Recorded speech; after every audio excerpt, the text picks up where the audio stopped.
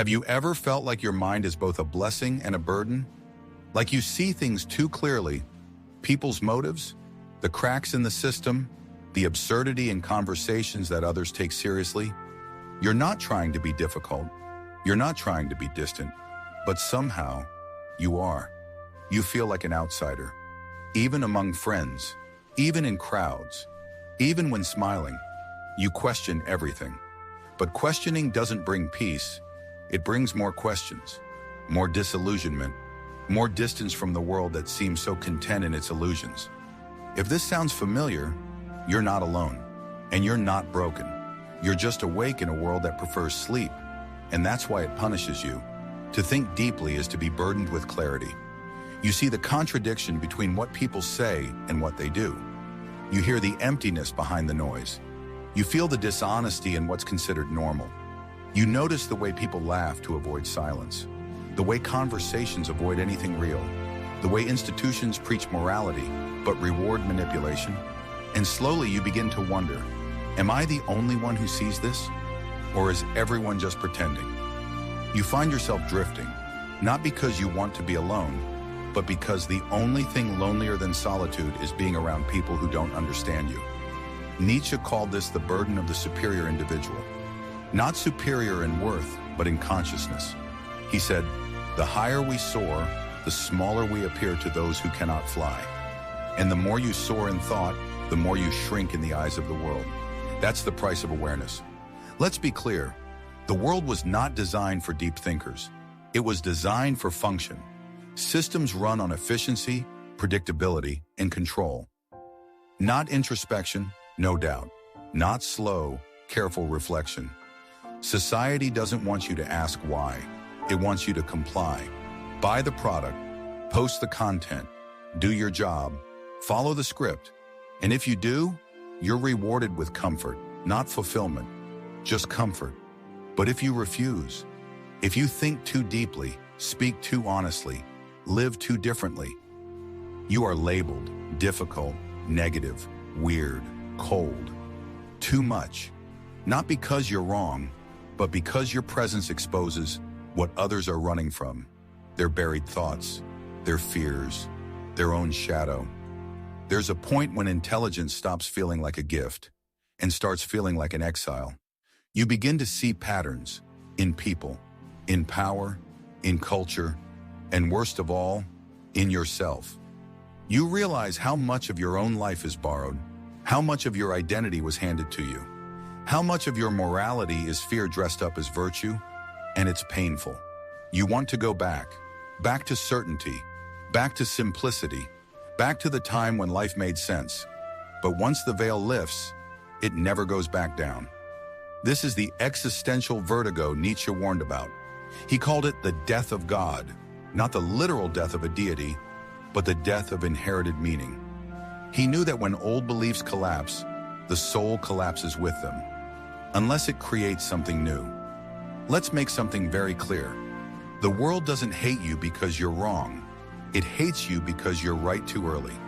History doesn't reward deep thinkers in real time.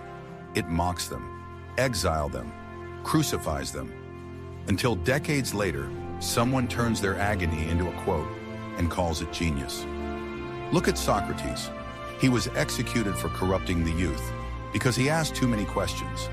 Look at Nietzsche, died alone, broke, ridiculed. His work was misunderstood and co-opted.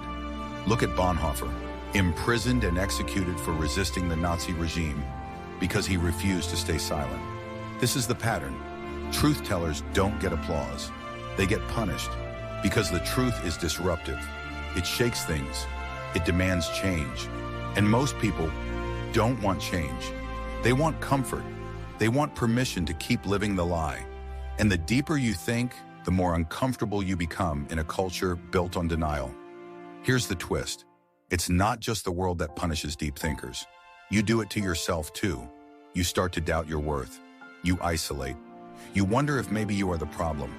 You feel invisible in conversations. You shrink your thoughts to fit in. You water down your truth to avoid being too intense.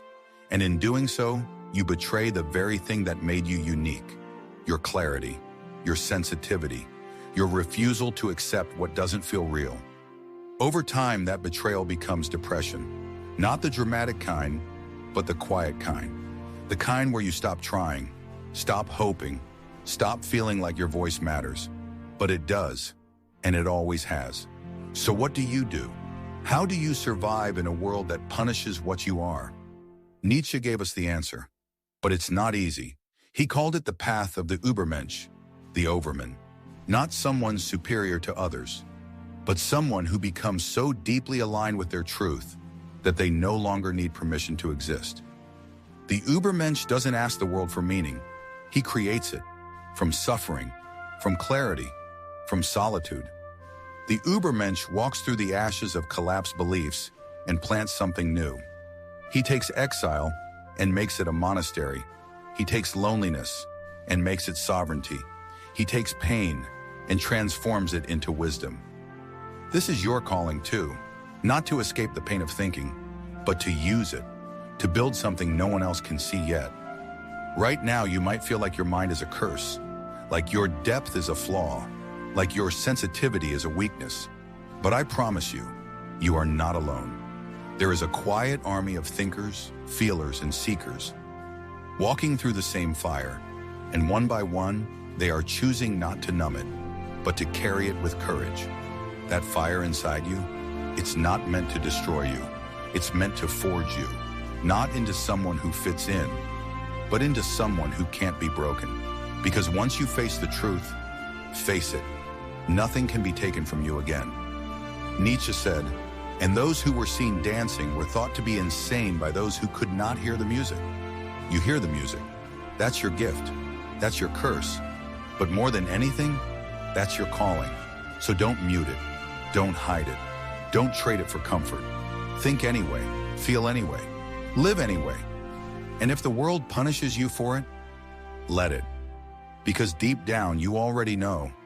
The only thing worse than being misunderstood is being understood by a world that doesn't deserve your truth. If this spoke to something inside you, if it felt like I was saying what you've never said out loud, don't let that feeling fade. Subscribe, not for noise, but for depth. This channel is for thinkers, the outsiders, the ones who see too much, feel too deeply, and still choose to walk forward. Welcome to the fire. Let's turn it into light.